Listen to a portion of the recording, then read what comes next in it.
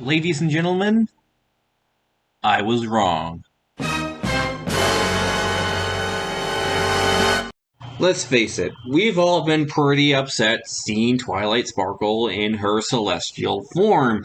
And everybody's like, no, this shouldn't be a thing. Why did she grow up this fast? Well, actually, there's a simple explanation, and it all goes back to episode 1, which is basically what this last episode was showing. But then I dug a little deeper, and I realized something. All alicorns that we see on MLP possess this same power. Were we really that stupid to not even realize or even consider the fact that Twilight Sparkle could have had the celestial powers of Luna or Celestia? Hello, Internet! Welcome to FIM Theory, the show where it's constantly bombarding you with facts. Kinda. I know everybody has been after Twilight Sparkle saying, no, this deserves a better ending. But I think the writers were actually brilliant, and actually since the recent reveal of Generation 5's Twilight Sparkle, this actually makes a lot of sense why she is not grown up here. And I will tell you why in a second. But first, the theory. Let's take a deep dive into this clip that I think is very relevant in this theory, and that is the clip where Luna is turned and reformed. You see, Nightmare Moon, when those elements are ignited by the spark that resides in the heart of us all, it creates the sixth element, the element of magic.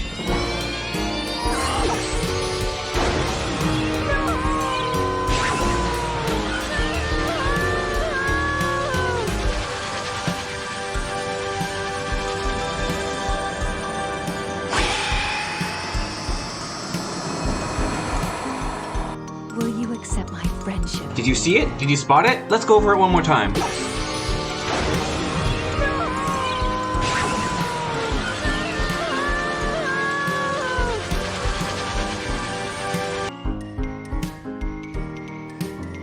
There, stop. Do you see the difference?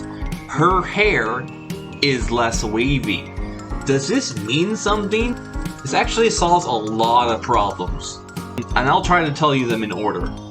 First of all, let's go back to that theory that I said that Moon Dancer was the one who could move those stars, and I was under the influence that those stars were actually suns, but in reality, those could have been anything. They could have been little ice pellets. They could have been dead alicorns from times past. Who knows? But for some reason or another, those four quote-unquote stars moved in position and set Luna free. And any unicorn with the knowledge and possessions of knowing about such things could in fact move four objects in a small space to set Luna free, just to keep tuning the prophecy. So who could have done it? I said Moon Dancer just because of plot convenience, but no. I think it was actually Celestia. That's right, we're going back to Celestia, even though she has one son. But remember what I said. You don't need the knowledge of moving stars in order to move four celestial bodies. And yes, I believe Sawtooth is right now. Again, I can't believe we're coming back to this because I did a doof, alright? I do doofs sometimes, alright? I have reason to believe that Celestia set the whole thing up. She banned Luna to the moon and then somehow distracted her while devising a way to get and absorb her magic by using an artifact. Well, where was those artifacts? The elements of harmony. So in that way, the elements of harmonies finally defeated Nightmare Moon by basically absorbing all her power, and so she turned into a regular pony, which was what we see here. And she does get her wavy mane back, but it's not as tense as it was before. Just thought I'd throw that out. Now, what does this have to do with Twilight Sparkle? Well, you may have noticed that she is tall in the last episode, considered the last problem in episode 9, 28, I think. And everybody was upset because she was tall and everybody just got old and now she's just part of the celestial form. Now, since we already established that the elements of harmonies basically absorbs Pony's powers, where do those ponies come from? Well, I would like to suggest, and this is a little crude, so if you don't like it, there are several things that you gotta know about this last episode. One is that you gotta assume that Granny Smith is, passed on. Yeah, she had Earth power, which you could technically absorb into the power before she goes away. There have been lots of births and deaths around Equestria ever since the last, 80 years that they have been around since the second to last episode and the last episode. And so it stands to reason that these elements of harmony actually came from dead ponies, or to be dead ponies. But that would insinuate that the babies that replaced them were actually Earth ponies.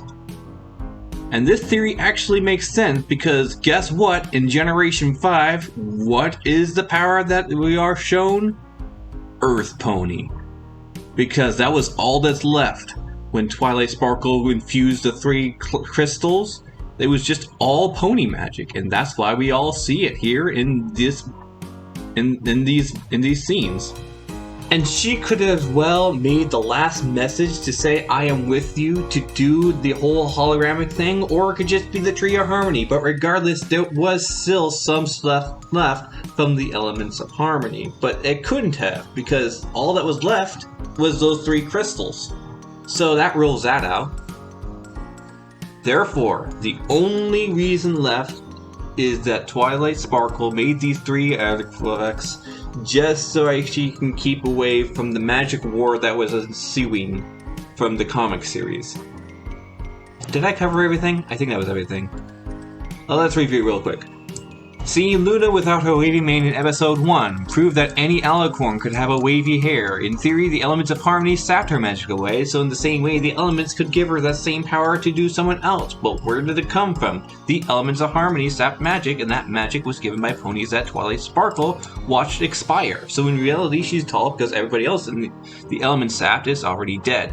Of course, that would mean that every pony born out here would be the Dearth ponies, #MLP, but this theory would actually work because guess what magic the ponies in Generation Earth magic. But that would say Twilight Sparkle borrowed dead magic.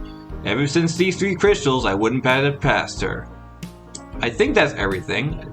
Did I do a good job presenting that? I think I did. Anyway, if I missed anything, I'll put it in the comment section below. And as always, it's just a theory. A FIM Theory! Furry fist bumps.